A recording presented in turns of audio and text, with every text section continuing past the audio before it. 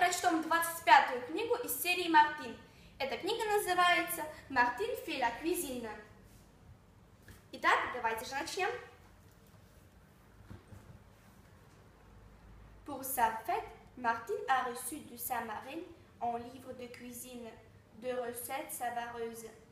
Il est impatient d'en essayer quelqu'un, pas trop difficile, et puisque les vacances sont là, mais il n'est pas très sûr de réussir. Du premier coup, mieux va demander conseil à maman.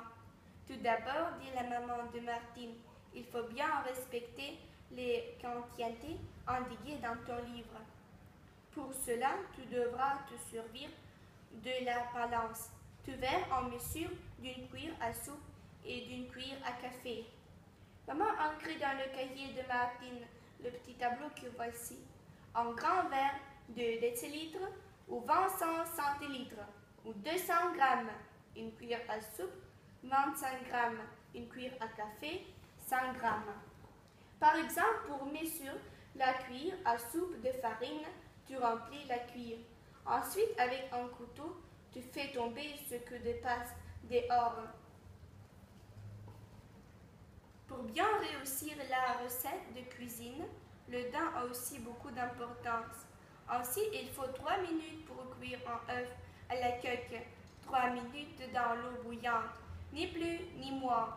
Quand l'œuf est cuit, on enlève un bout de la coquille et l'on pose dans le courtière.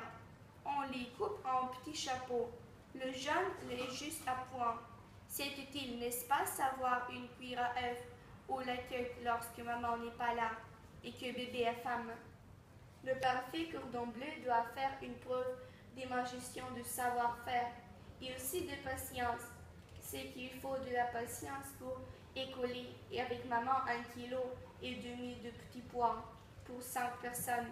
Papa, maman, Martine, Jeanne et le cousin Frédéric. Moi, je le trouve amusant, les petits pois, se dit Moustache. Un voilà qui rebondit sur la table. Un autre se cache dans un chaussure. Un troisième roule dans un coin.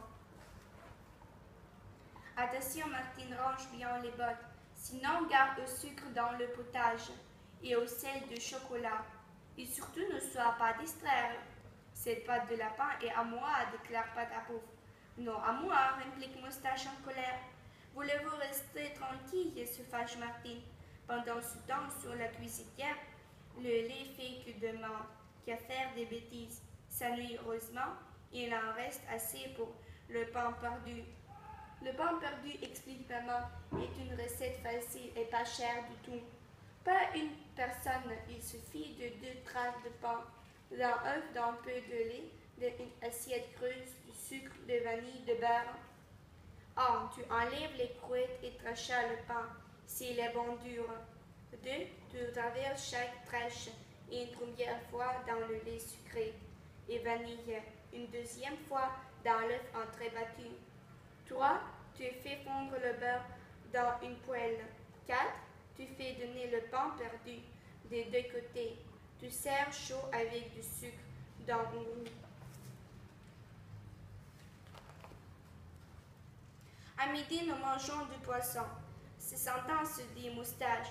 Ce devient à l'odeur. Et puis, Martine a déjà préparé un œuf pour la mayonnaise. Louis a perdu express et Martine est allée le chercher avec Patapouf au paillard. Un bel œuf bien frais, lisse comme une boule de billard. Comment réussir une mayonnaise? N'est-ce pas compliqué, dit maman. Il faut un jaune d'œuf, une cuillère à café, des moutardes, du sel, du poivre et une cuillère à soupe de vinaigre. De l'huile dans un grand bol, tu mélanges vivement le jaune d'œuf, le moutarde, un peu de sel et de poivre. Tu verses petite à petite l'huile en tournant. La mayonnaise devient épaisse. 3. Tu continues ainsi jusqu'à ce que tu ailles à quantifier l'essence, le vinaigre. Il a bien fallu mettre Patapouf et Moustache à la porte. Passer dans ce deux-là ne revient que chapaner et mouvement cou. Si on rentrait par la fenêtre, propose Patapouf. Tu n'y penses pas, c'est trop dangereux, répond Moustache. Tu n'as pas attendu, Martine a dit. Pour le dessert, elle en aura des éclairs. Oui, dit Patapouf qui aime faire peur à Moustache. Il m'ajoute, il en aura aussi les langues de chat dans le sac. Je file, je ne tiens pas à faire. Je l'ai vu de dessert. Martine ne saura se laisser feuiller son livre de cuisine. Oh maman, regarde la recette de la mousse au chocolat. Si j'essayais, c'est délicieux la mousse au chocolat. Tu n'as à en suivre attentivement les indications de ton livre. Par personne, prévoir une barre au chocolat fondant, un œuf, une demi-cuillère à soupe. Je fais doucement. Le chocolat avec un petit pot d'eau et le délier avec soin. 2. Dans un autre plat, séparer la jaune d'œuf du blanc. 3. Au jaune, ajouter le sucre en poudre. Battre avec le fruit pour obtenir une mousse. Ajouter le chocolat fondu, le beurre ramolli, le blanc d'œuf, battu en neige. 5. Verser dans le cou et se venir très frais avec des biscuits appelés langue de chat. Ce matin, maman a rapporté du marché 1 kilo de renette, exactement les fruits qui conviennent pour préparer les pommes. Prépare les pommes glacées avant tout, il faut faire fondu du sucre.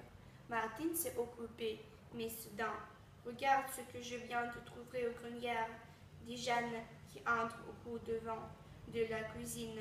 Oh, le joli polichinelle, tu me le donnes. Et le jus de sucre oublié sur la cuisine se met à bouillir. À bouillir, si maman n'est pas arrivée, il aurait brûlé dans la casserole. Voici la recette des pommes glacées.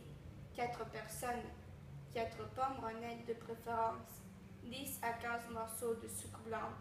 1. Faire fondre le sucre dans 2 décilitres. 2. Faire bouillir le jus. Lorsqu'il a formé les petits bois, il placer les pommes pelées et vivement le vide pomme. Mettre à cuire sous un couvert et servir à la cuisson les pommes. Doit rester entre les places et une plat. Laisser passer le sirop et verser les pommes.